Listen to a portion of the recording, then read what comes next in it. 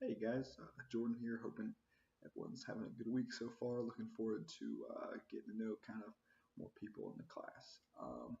Today, I'm going to talk to you guys about a really cool national park that has a great impact in the classroom. And so, just outside of Philadelphia, situated in one of the most important and symbolic sites in America's struggle for independence. This is Valley Forge National Historic Park. And so, according to Park, at the center, they have several different artifacts, like they were used by George Washington and the Continental Army in general.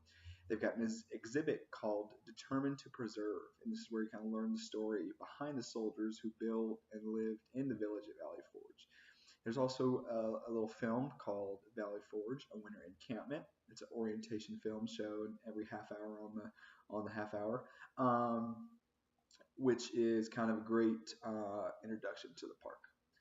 Another reason to visit the park is it's very accessible to all patrons. In a study done by Whitlock, the Valley Forge National Park has a shuttle service that is rated very user-friendly and accessible for park goers.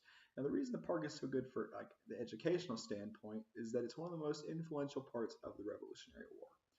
At the stop in Valley Forge, Washington and his men suffered really the worst conditions of the war. It's winter, it's terribly cold. Um, that being said, after coming out of Valley Forge, Washington and the Continental Army are going to be recharged, rejuvenated, and ready to go on and kind of win. And like we said, the winter is horrible. It snowed and snowed. The soldiers had no homes. They had little small huts, basically built out of logs. The cold blew and the wind blew inside. All right, they slept on this frozen hard ground. According to Rainsford, there's never enough food. Soldiers were hungry.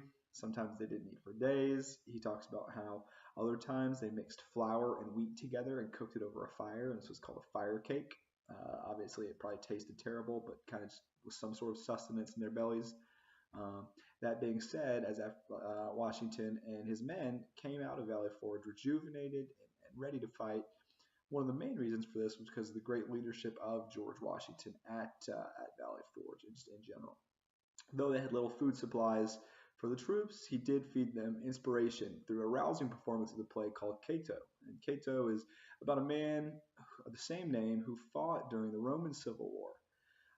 According to Fuller, this time of winter actually mimics the British social scene where if they were back in London, they'd be doing a similar thing, going to plays, hanging out with friends, eating meals. And so this kind of gives them a sense of normalcy, lets them relax around the fire and just kind of enjoy the time together, even though they necessarily don't have the food. A second reason the troops come out of Valley Forge so inspired is due to the military training from European officers like Marquis de Lafayette.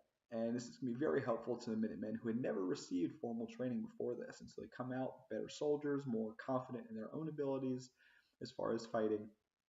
And they also are able to have this new training.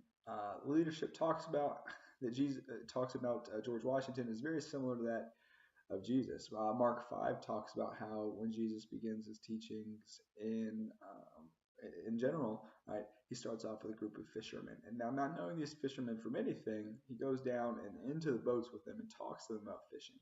And this is very similar to what Washington did with his men here at Valley Forge. You know, he gave them performance before the training, and this really did wonders for morale and got them through this really harsh time in winter.